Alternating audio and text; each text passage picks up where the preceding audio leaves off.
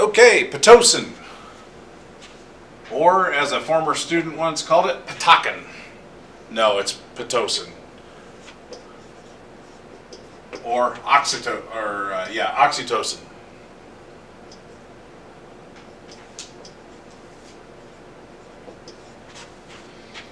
Okay, oxytocin. It's a hormone. Those of you that have had children know exactly what this is. Guys, we hear it and we don't pay any attention to it. Women that have been induced or have had to have a Pitocin drip know exactly what this stuff is and what it does. Hormone is what it's called. It's oxytocin.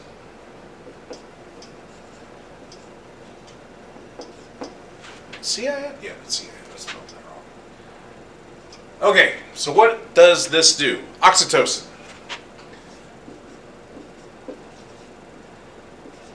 I don't know why I am writing it for the third time, but I'm doing it anyway. It is for and causes uterine contraction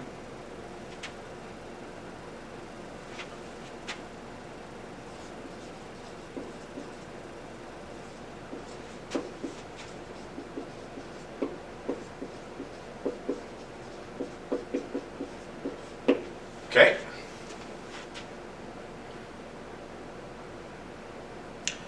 And lactation.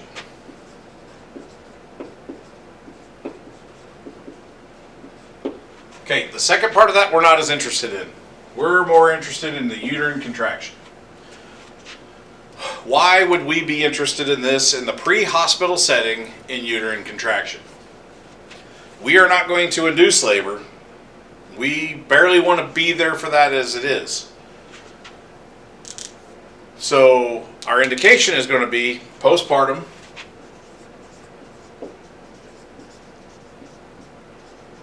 hemorrhage, or vaginal bleeding.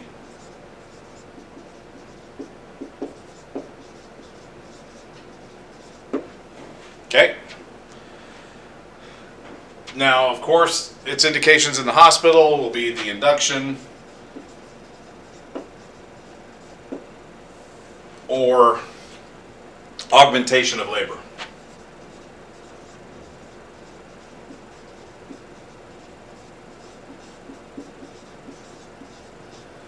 Again, that is not why we are using it.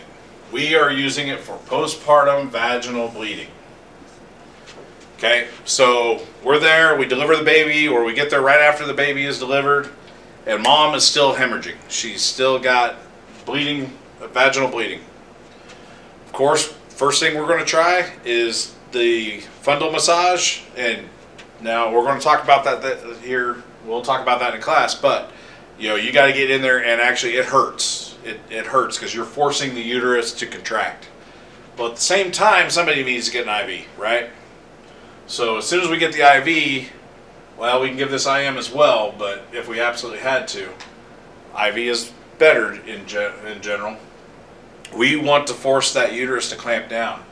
Now, of course, that may or may not stop the bleeding, but hopefully it will slow it down. Our dosage is 10 to 20 units in 500 mils by IV.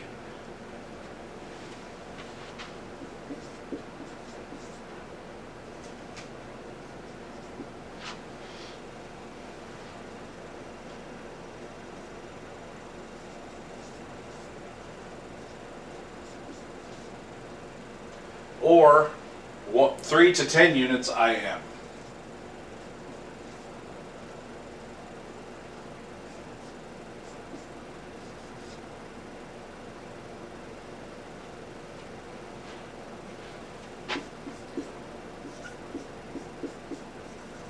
Okay, IV and IM are your two routes. Again, 10 to 20 units and 500 mils per IV. And this is going to be set to almost a titrate to effect. So you want it to contract the uterus, but you don't want her cramping down so hard that she's in. I mean, it's going to hurt a little bit, but you don't want to double her over in pain. So, we're going to start at 10, or we're going to start slow drip and move up as we go. Okay. Again, we're not going to induce labor. We can let the doctors do that as soon as we get to the hospital. But if they are imminent delivery at the house, or they deliver at the house and they're still bleeding uncontrollably, this is one of our avenues of control. I've never personally given this in the field, haven't needed to, been lucky as far as that goes. I have delivered kids in the field, but never had to use Pitocin. Everything pretty well shut down like it's supposed to, or like you want it to. Contraindications. Anything other than postpartum bleeding in the pre-hospital setting. Like I said, we're not going to induce or augment labor. That's not our job. If you want to do that, you need to go to either med school, become a doctor, or go to RN school and be an OB nurse. Just saying. Okay, so anything other than, than postpartum bleeding in the pre-hospital setting.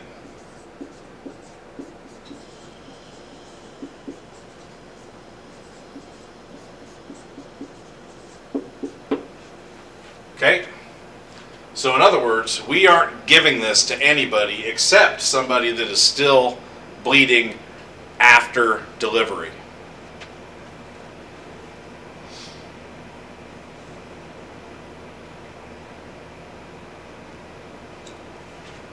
Okay. So, some of our adverse effects are arrhythmias,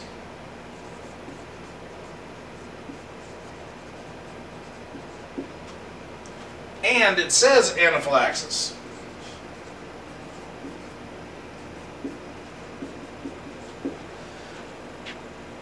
That kind of surprises me, just because it does not say hypersensitivity to the drug, which it's a hormone, so it's naturally produced within the body. So I'm going to assume the anaphylaxis is possibly from a preservative or something that's in Pitocin or oxytocin, but I don't know for a fact. So anaphylaxis is listed as a adverse effect, and I would consider that to be a pretty adverse effect.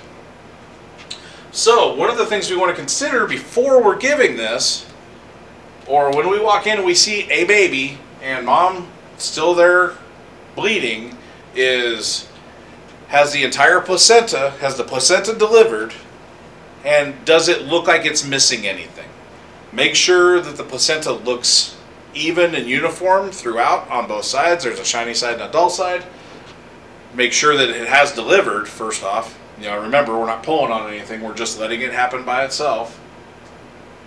Make sure it's not missing any pieces or parts, because retained placenta will stop the uterus from contracting and will allow it to remain bleeding because it still thinks something's attached. So make sure that's it. And the possibility of twins. Maybe there's another baby in there still. It's another thing that needs to be considered and needs to be kind of ruled out. Ask somebody, ask dad, ask mom, ask somebody that might know. And who knows, it could be a surprise baby. But anyway, those are two other things to ensure. Here, I guess I can write that up here.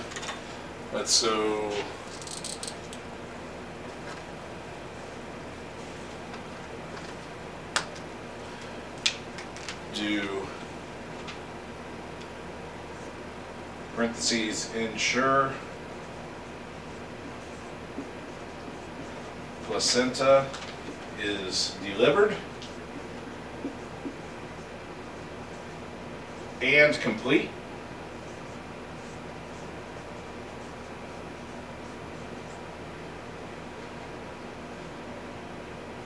Also, rule out possible multiple birth.